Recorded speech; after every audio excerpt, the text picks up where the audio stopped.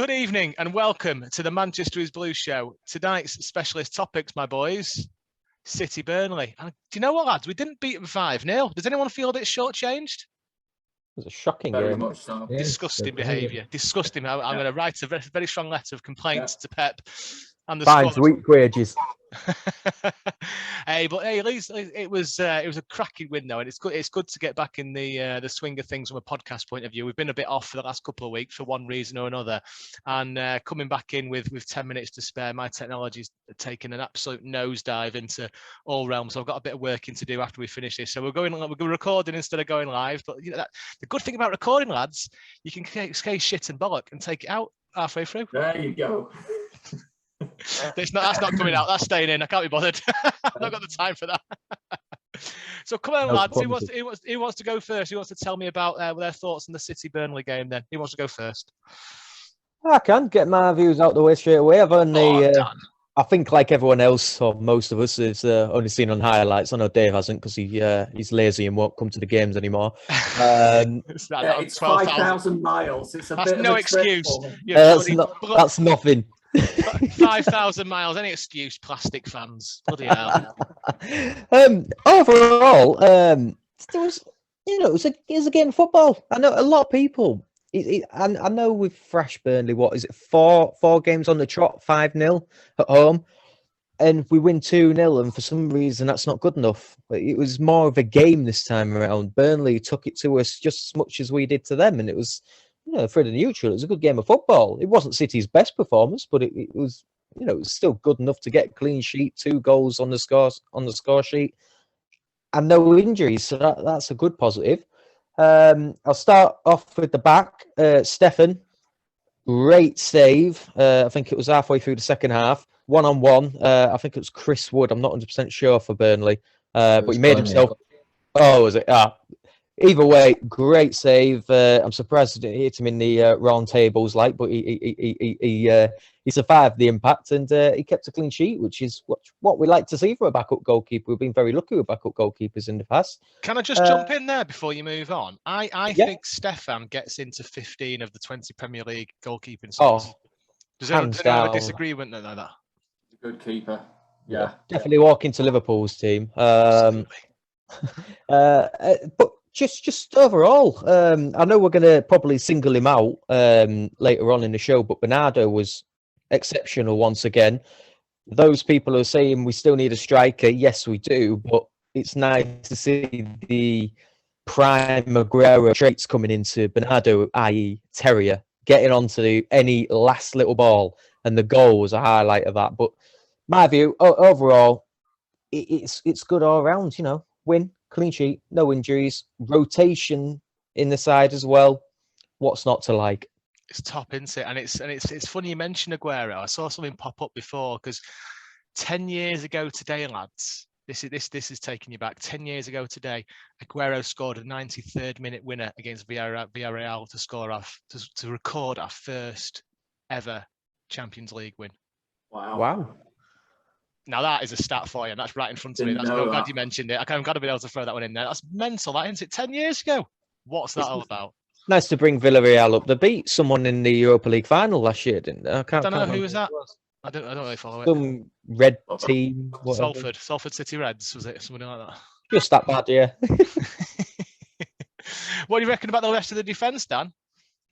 They were good. I don't know. It was a rotation. Ake played his part. By the sounds of it, Pep wants to maybe implement him more into a left-back position from his comments post-match. We could be seeing it quite a lot, especially with Zinchenko still out.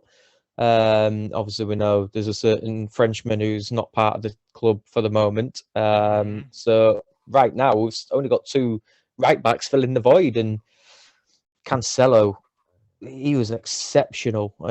He almost scored as well late on. I think it was the first half. I can't remember the timings on it, but straight at Nick Pope. But he's starting to come into his own. I had my doubts about Cancelo when he first signed. Everyone knew my thoughts. I wasn't the biggest fan of him. His sportsmanship was out the window. But he's really turned his City career around, and he could easily be our next right back for a good 4, 5, 6 years.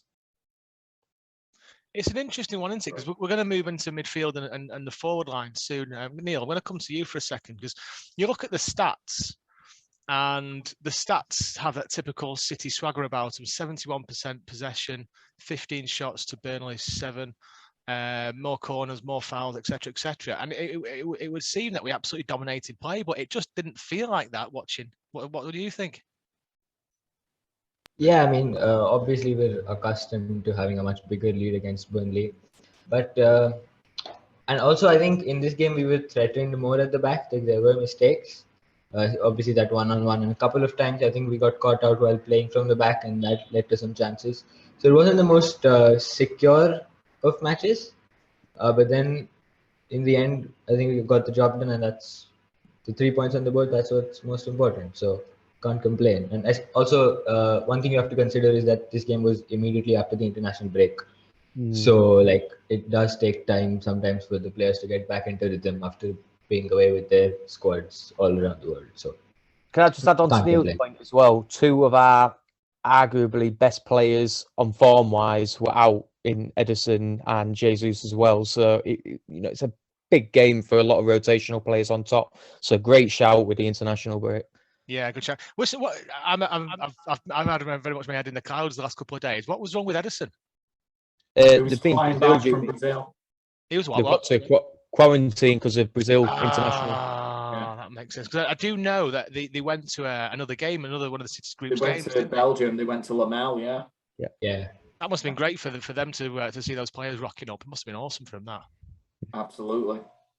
So who was your Dave? Moving on to yourself then, from a defensive point of view, Laporte came off, didn't he, for Diaz into the second half? Did you see anything into that, or was it just literally because Laporte got a yellow card, or is it just literally tactical? Honestly, I think he just wanted to give Diaz a few minutes.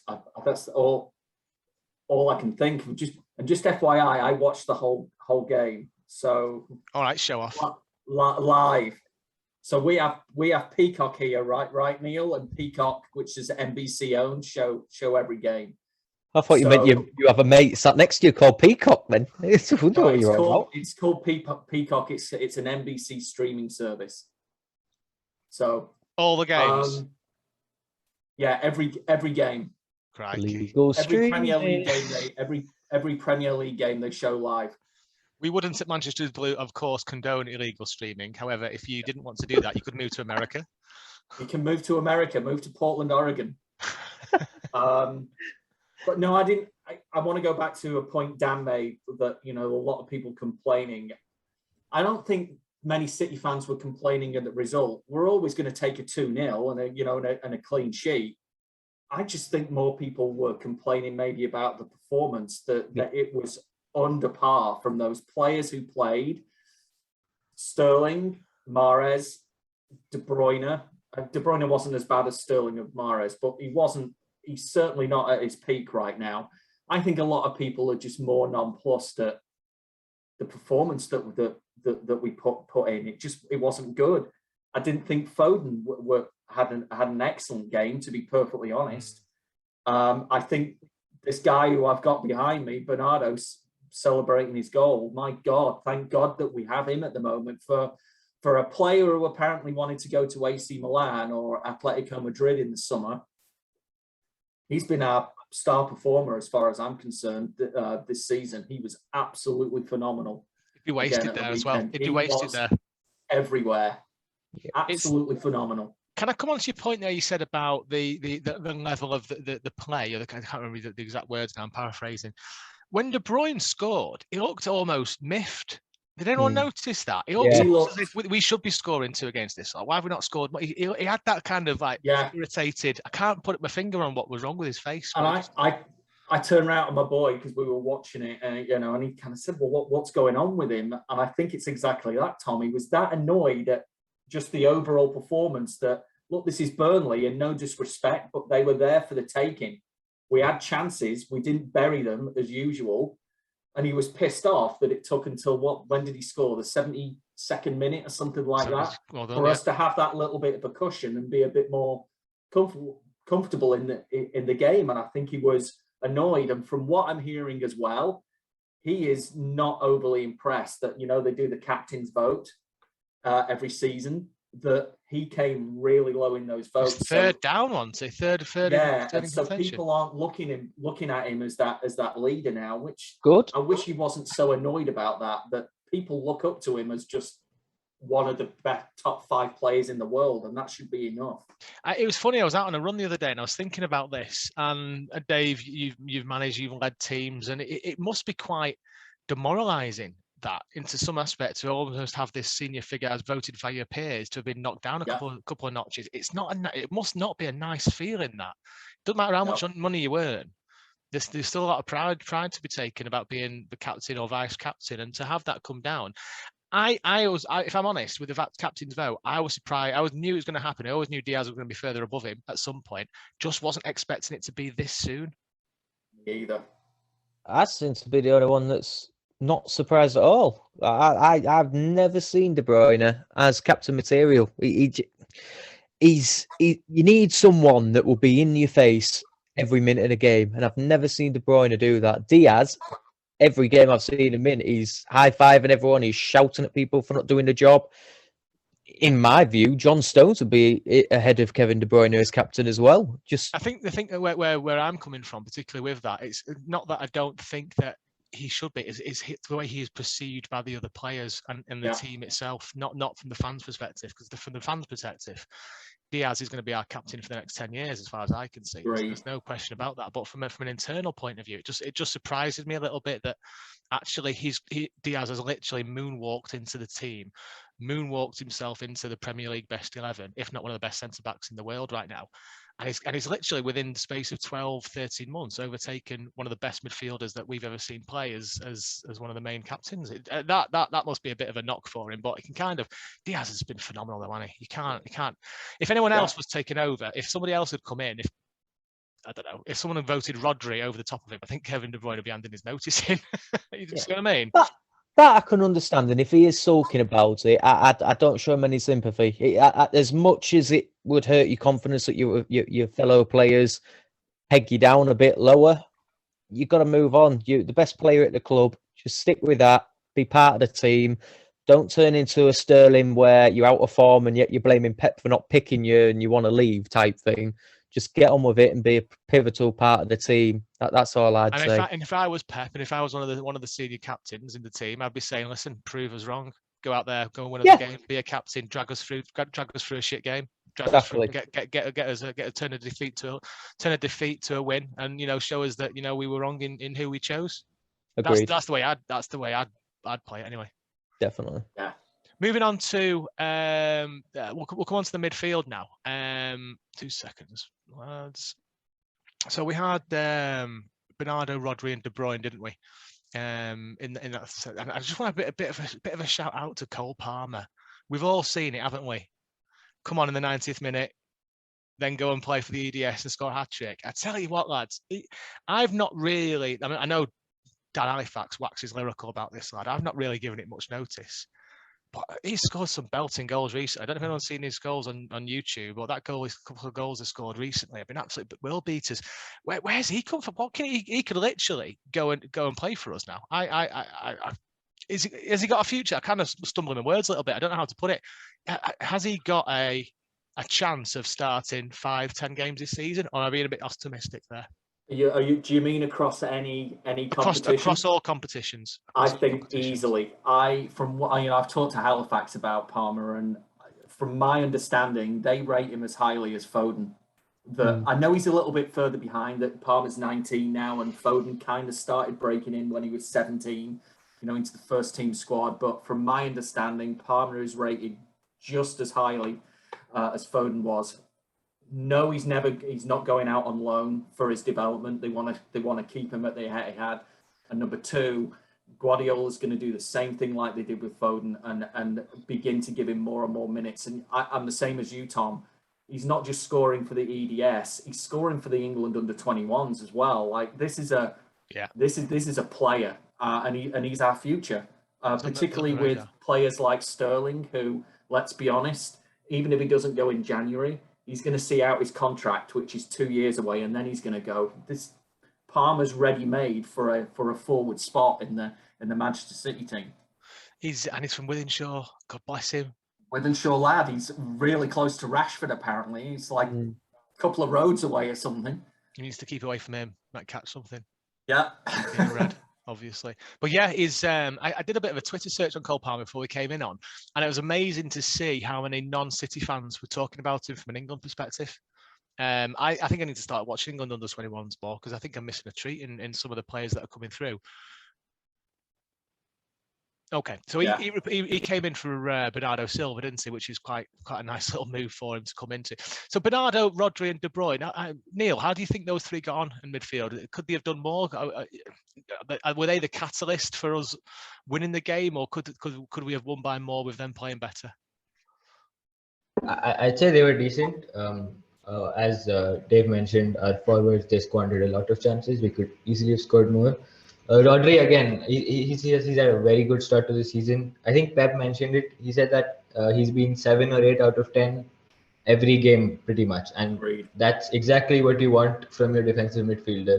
You can't have like a 10 on 10 one day and then a 4 on 10 the other day. That's not, maybe if you're a winger, that's acceptable. But as a defensive midfielder, it doesn't work. So he's been brilliant, and again, he was solid. He did the job. De Bruyne, he wasn't at his best, obviously, but he wasn't the worst out there either. Obviously, got the goal. And Bernardo Silva, I'm running out of words for this guy because he's just so good. Literally everywhere defensively, and I think till obviously 18-19 he was unbelievable. But I would say that this season he's even gone a step up from there, because now, even with the ball at his feet and in possession, he looks so dangerous. He's always popping up either on the right, on the left. He's making like passes, creating chances. I think he had the most chances created in this game. He created 3 chances. So good. And again, this guy, every game he's at least an 8 on 10, and he puts 100% and more. Amazing player. So again, a man of the match for me. Yeah, sounds positive to me. Yeah, and Rodri seems to be coming into his own this season. He seems to be taking over Fernandinho now as that starting position. I think that's always going to happen, wasn't it?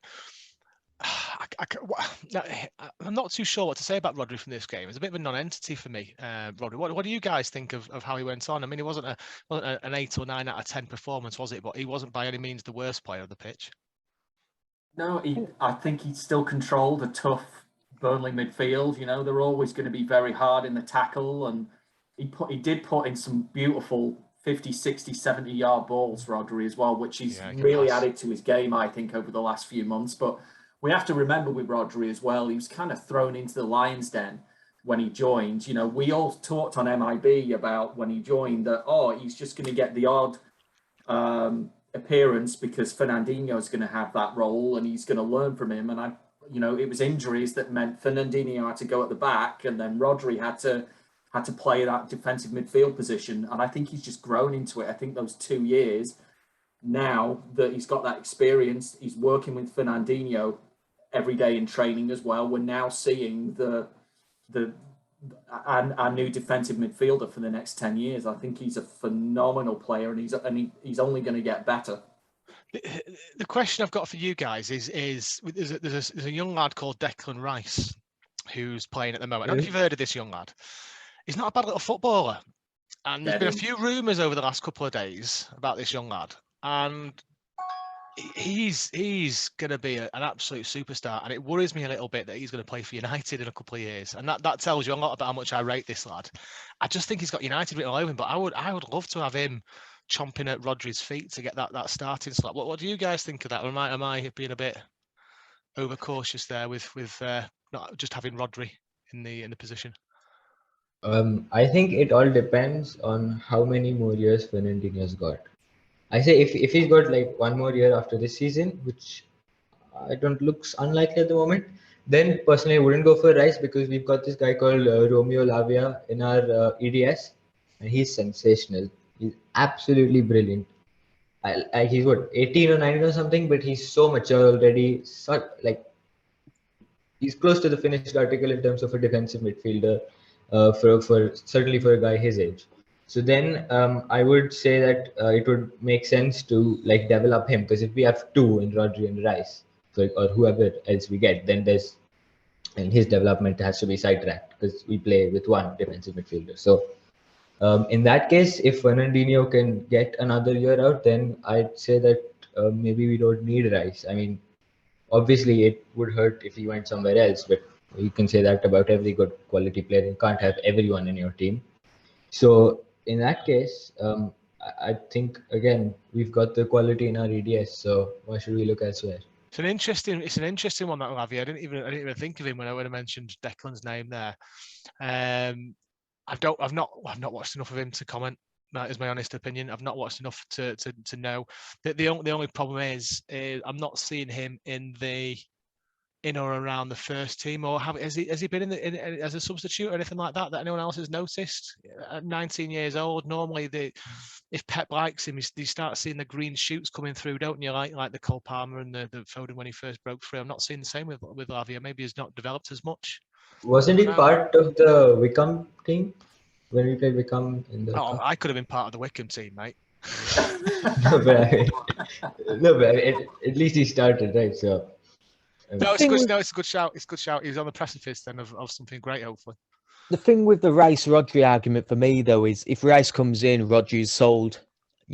Rodri's now cemented that first choice out of him and Fernandinho. The problem is, if Rice comes in, that's two arguably close to world-class defensive midfielders vying for that first choice position. See your point. There's only one position there as well, isn't there? There's not exactly. And the way Pep plays isn't double pivot. We've all complained when Pep's played double pivot. Yes, some people would argue that Declan Rice is more of a forward-going defensive midfielder. Would that hinder us? Because Rodri, yes, he tends to play side ball passes, but he's good at his job. He hardly puts a foot wrong. And like Neil says, 7 out of 10 most games, probably 95% of the games is 7 or plus out of 10. And with Rice coming in, yes, that would be fantastic. Yes, that would stop United having it, which I do believe that's his next destination. I don't think he's going anywhere else bar United. But I think Rice comes in, Rodri thinking he's got the place now, loses it to Rice. He's going to be wanting to leave. He's not going to be happy. It's a fair shout, that, mate. I can't argue with that. And it's the only consolation we've got is Rice could potentially play at centre half as well, maybe. But we've got cover. We've got cover there, haven't we? We've got cover. So yeah, it's a good shout, that Dan. Actually, maybe we need that Lavia type coming through rather than somebody who's going to take over. But we've got enough money to have a couple, haven't we? The thing that doesn't help us, albeit he's a great player, Rodri is still massively young. That's another thing that hinders us. Anybody who comes in, they're going to have to be second choice, whether they like it or not. Yeah, Rice is 22 and Rodri's 25, so that gives you an idea. Go on, Dave. I would say something then. I would still like Rice. I know I've talked about this on Discord a lot. I just rate him so highly. I know Sterling had a good European Championship, but for me, Rice was England's player of that tournament. I think, and Phillips was fantastic as well. But Rice, for me, at the age that he's at and where he's come from and grown. Remember, this is a lad who was let go by Chelsea. Goes to West Ham, goes through that famed academy. Where Ferdinand and Lampard and Cole and whoever has come through, and he's excelling. He is there. It's not Noble. It is Rice who is the leader of that West Ham team. And look at how well they are doing. He's the catalyst for that success. I would love him at City. I would go as far as down as saying I would find a place for Rice in the City team. It's funny, isn't it? Because you automatically think, because the game we played against Burnley, we had De Bruyne, Silva and Rodri, didn't we? For games in the future, let's face it, we were always going to be more on the front foot there, but games where we need to have that bit more of a defensive stance, not necessarily play that double pivot, but having somebody who could pass the ball like Rice, who can control the ball, move the ball forward, and let's face it, working under Pep moving forward, there's no reason why he couldn't play in that middle three and be like a Gundogan type. Thing with Rice, if Rice was going to come in, he would be first choice because it would work better for Pep. You see him with West Ham, when he wins the ball, he drives forward, despite how much pressure from the opposition there is. I can't remember who they played the weekend, but late on in the game, he was just that holding role in the centre. I think a ball was whipped in for a corner. He picked it up. He didn't smash it forward. He didn't pass it. He took it and moved further up the field to allow West Ham to come out. that's something Rodri doesn't do. But at the same time, I don't see Rice as a better passer than Rodri. So it's a yin and yang. It's whatever Pep prefers out the two. So Well here's said. Personally, I don't think. Yeah, personally, I don't think Pep actually wants his defensive midfielder to go forward, because with the way we play, we've just got, so for West Ham, for example, again it's a double pivot, right? So what they do is if one of their defensive midfielders goes forward, then the other sits back. In our case, we've just got one. So if that guy goes ahead and then he vacates a big hole in midfield between the defense and the rest of the side, and Pep does not want that. And I mean, if you consider why he plays inverted fullbacks, it's basically so that he can stop transitions and have more men in midfield. So I don't think he'd want his defensive midfielder to be one who goes forward. So in my opinion, I think if Rice does come, he'd want to iron that out of his game, if anything. So Yeah. here is my thinking why I disagree with Dan a little bit. I don't think Rice is going to end up at United. And I'll give you one name why I don't think he will. I think Jude Bellingham will end up at United. I know they're not exactly the same players. I know Bellingham's a bit more forward thinking, but you know, I was being asked at the weekend where is Bellingham going to go, and of course he's not going to stay at Borussia Dortmund forever. You know, this is a team that basically makes their players excel and then they sell them for a huge profit. I honestly believe that Rice is going to end up at Chelsea, and I think Bellingham is going to end up at United. And I think, to Neil's point, we'll stick with Rodri, and we will, and then Lavia or hopefully someone else will come through. I'm just saying I would love Rice at Manchester City, but I think he's Chelsea bound. Okay. Let's move on to our front three. Mahrez, Sterling, Foden. I was genuinely surprised to see Sterling today on that team sheet after the coming out the other day. Maybe I shouldn't be with Pep and the way he chooses teams. He does like to verge on the side of doing stuff like this. But anyway, I'll leave it to you, Dan. Are you talkable, pal? Are you okay? Yeah. What's your thoughts on our front three? I think I've seen Foden play better games as well. I was going to say Foden. He had a content game. He didn't have a bad game, but you know, I think that shot that led up to the goal from Bernardo Silva, I think that was his best bit of play that he's done all game. He just needed to be around, and he was getting on the edge of some passes and some crosses and playing a few himself. That's all you can really ask of him. He was playing more or less a striker role throughout most of that game, so it's not his position.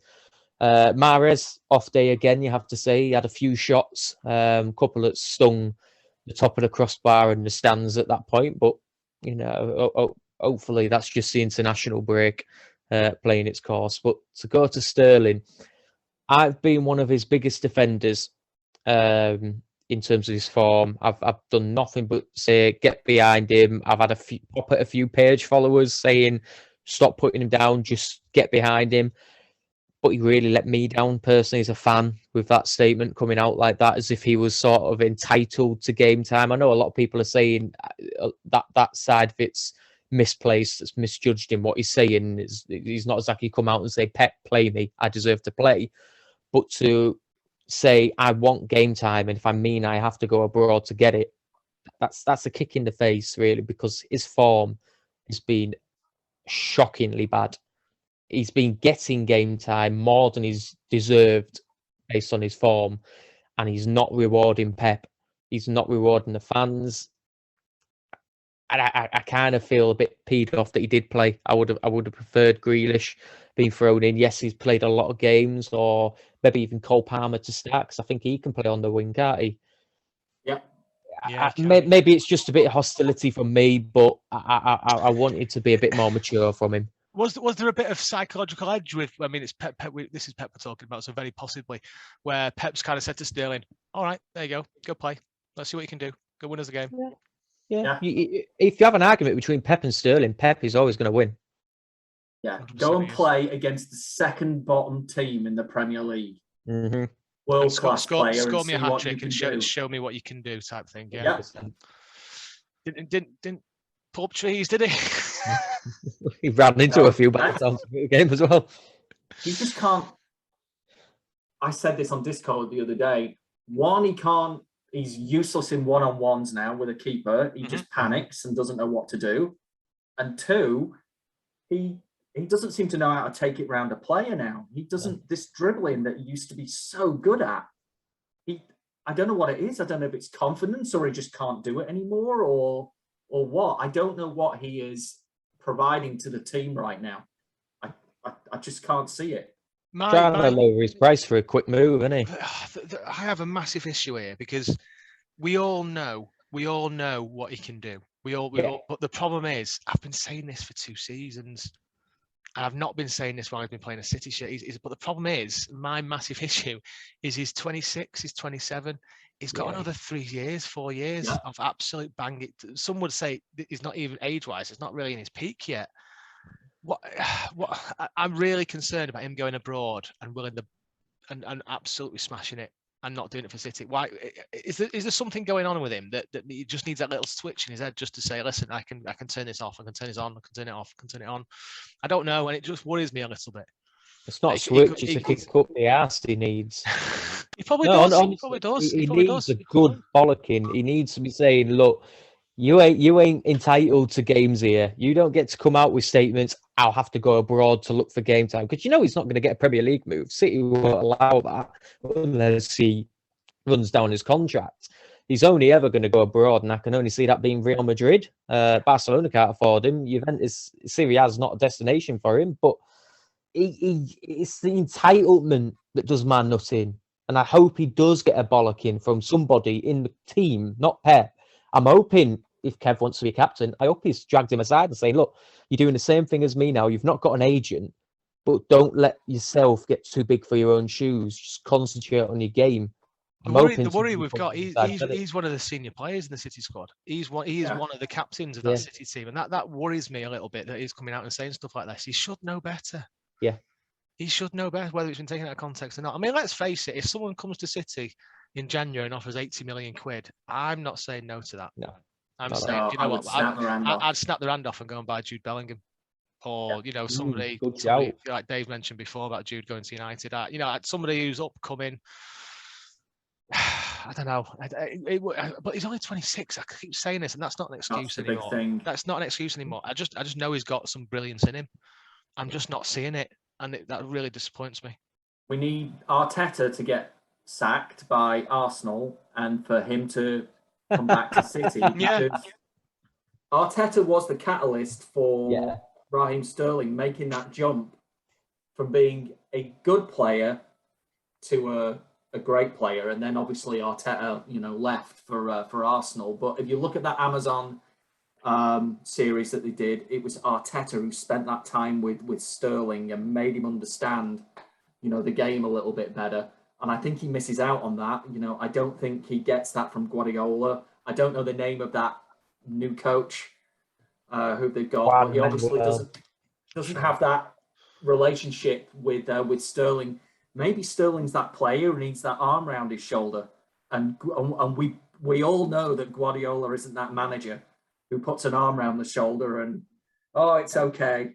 I mean, he expects excellence for 90 minutes every game. It's as simple as that. Moving on. Mahrez. I don't really have an opinion either way about Mahrez. That says I was surprised. You saw on Facebook, I kind of posted who I think was going to play, and I knew I was going to get it completely wrong.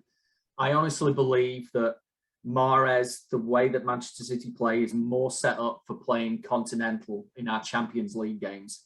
He thrives in Champions League games against Portuguese or French or whoever opposition. I didn't think against Burnley, a real tough tackling team were going to be right for him, and he had a poor game. I thought that they would be saved for tomorrow night. Well, let's move on to tomorrow night. I think we've got a 2-0's a fair result for us, wasn't it? Let's face it. I think we've got to be happy with that. I'll take that 38 games a season. Clean sheet, no injuries. Yeah, absolutely.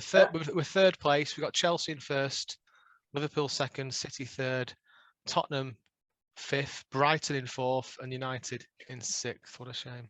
Oh, what was the score for United at the weekend? What a shame. I don't really follow it, pal, to be honest. I get bored of lower level teams. I don't follow them. I tell you what, These smaller clubs.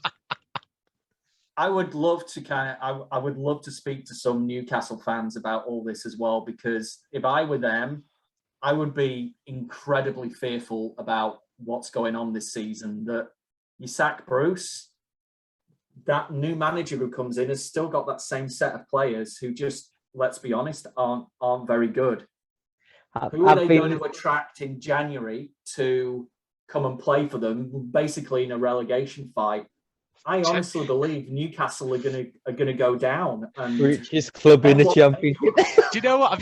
Dave? Do you remember that song when Thaksin took over? City going down with $1 billion in the bank. It could be Newcastle. Genuinely, could be Newcastle. I honestly believe that's what's going to happen. I think it's great for Newcastle fans that they've got this and they've got something to look forward to.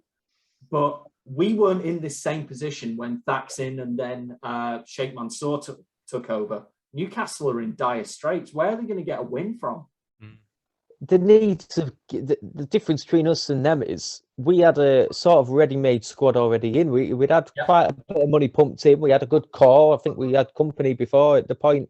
We had Mark Hughes as a decent Premier League coach. Newcastle are sacking Bruce. I think that's a given. The players aren't playing for him anymore. But you should. I've been listening to radio to say the names some of these Newcastle fans are jumping on with, expecting them to sort of be at City's level already. They're saying, "Oh, we want Conte, we want Benitez back. Oh, we want Zidane and stuff like that."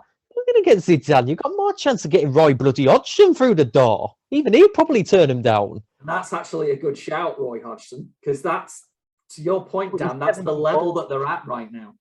He'd do a job for him, but he's 74. I don't know if he'd have the fight left in him. Yes, it's football. I think they should bring someone like him in as sort of like a director of football, somebody who can concentrate. Because Newcastle, they're going to be looking at City as the way to go. City, right now, anybody who gets a lot of money in a club, especially in English leagues, wants to model City.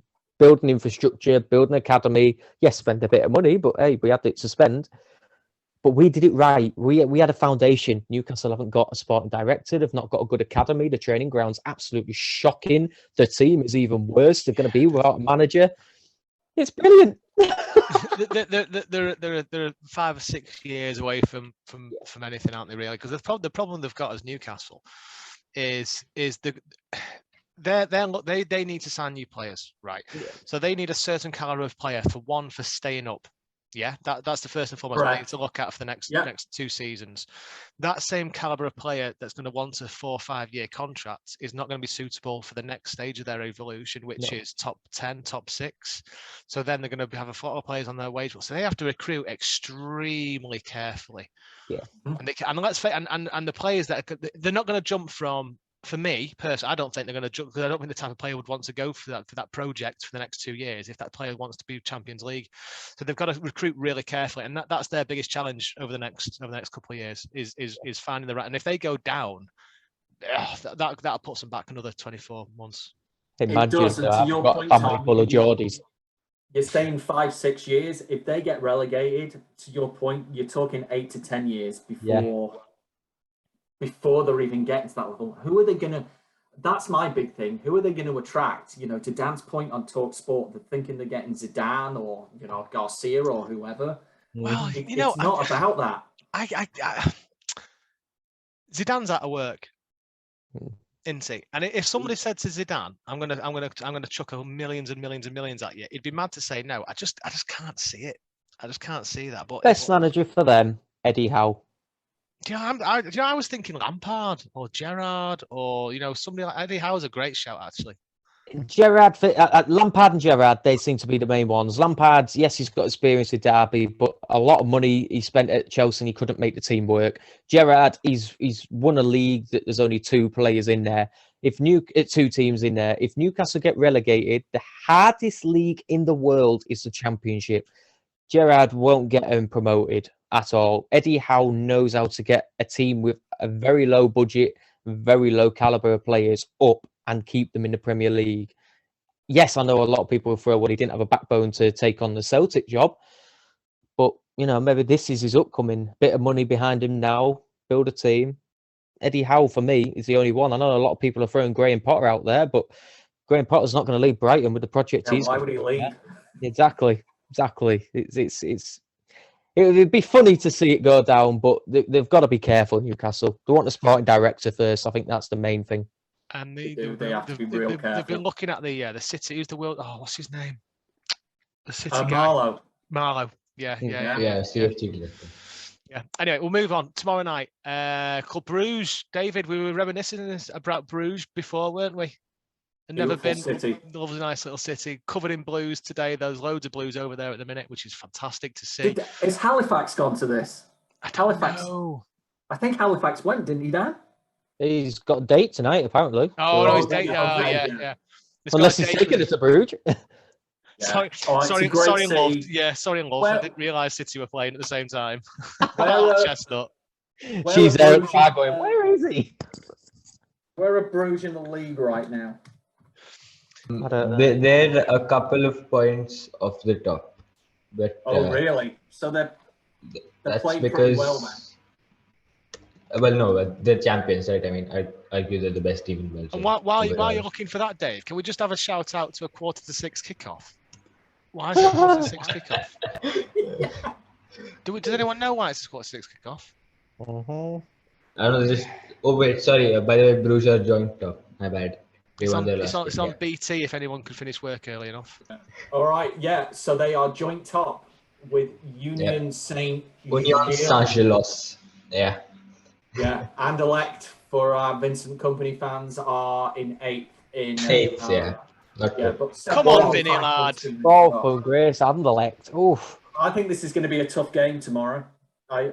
Yes. I think I said I think Gundogan will be back, and I think Zinchenko will be back as well. I think we'll get the result, but I think it'll be a tough game. Yeah, no one's really worried, are they?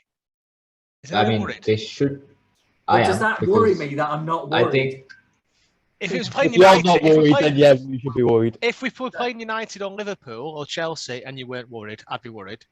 But if we're playing Club Bruges, it's one of these games, though. It's always the games you expect to win that tend to be the toughest. You know, I've got a little secret crush for Club Bruges. When I used to play Stockport Power League, me and my mates, we chose went to Sports Direct or wherever it was. We needed 8 T-shirts, some random football club T-shirts, and the only ones they had in stock were Club Bruges. And I've still got it. It's in my loft. I might just wear it tomorrow for shits and giggles. Dear me. I've got that. And the year later, we went for Atletico Madrid kits. How bizarre. Funny. Do we know anything more about this? That Halifax said a couple of hours ago that Stones has been left in Manchester for personal reasons. Yeah, what's this all about? Personal reasons. No explanation given. It's just down to personal reasons. Pep's giving him permission. Okay. So this is Diaz. Somebody mentioned it. I've seen one thing. I don't. We obviously it's speculation. Nobody knows, but I've seen a couple of Twitter posts and some other journalists say it's something to do with his ex, because they went through a bit of a torrid time. Hence the reason he was out of form a couple of years ago. So I'm hoping he's not been up to anything that he shouldn't be. It's all speculation, of course, but yeah. Well, I think we know who our centre back pairing is tomorrow. I mean, it's going to be Laporte and Diaz, and then I think it's just a toss-up. Is Walker going to come back into the side, or is it going to be? Okay, left back again for me with Walker. I think Walker needs to be back because Bruges had this player called Noah Lang, and he's incredible. He's a Neymar regen. That's what he is.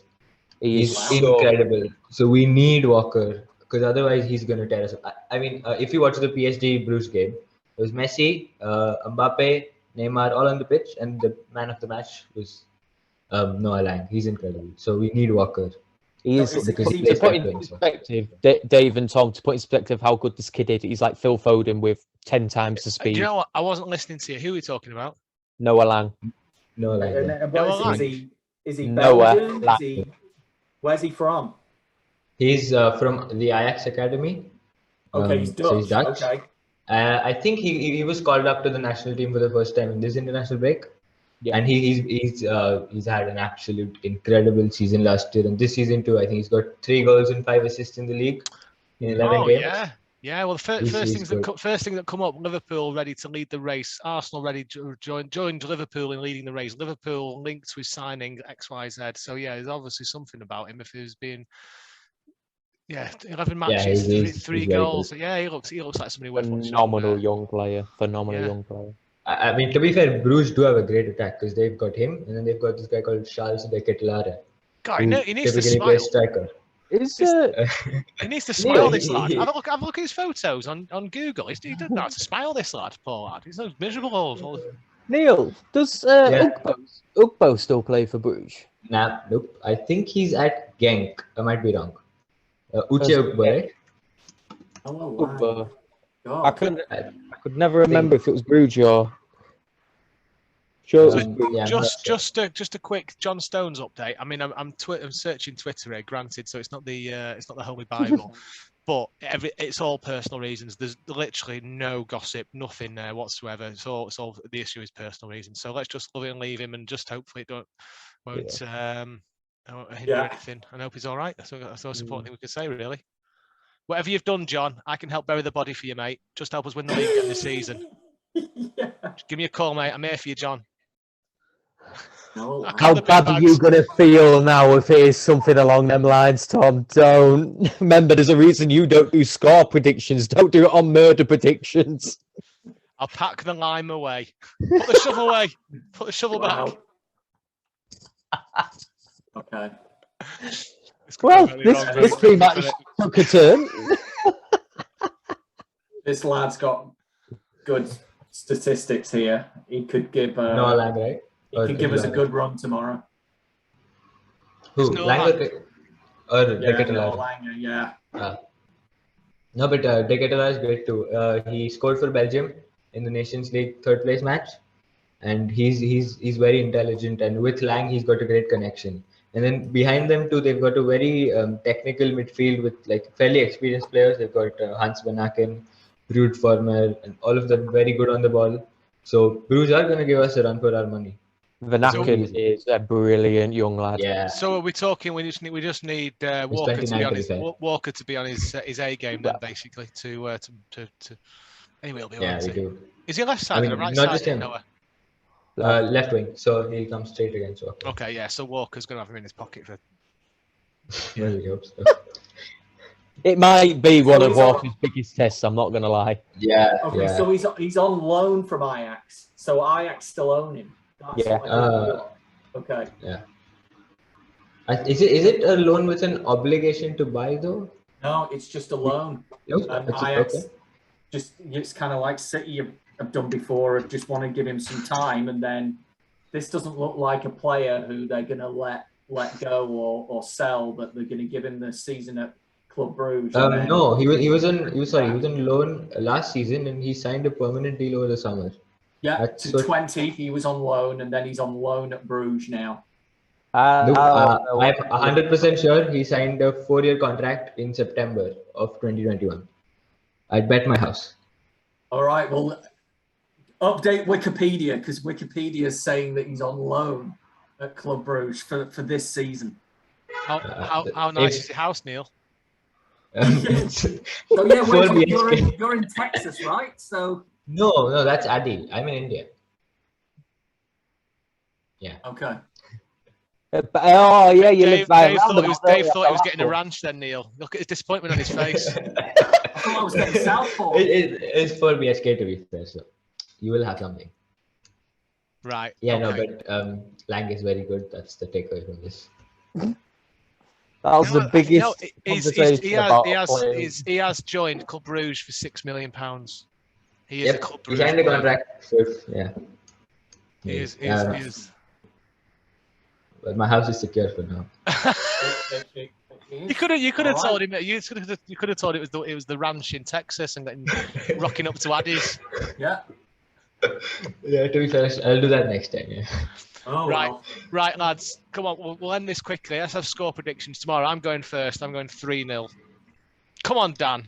Oh no, we can't do. Come on, Dan. He's done a prediction for Christ's sake. Come on, Dan. I'm going 3-0 Bruges then. Whenever Tom says the prediction, you go the opposite.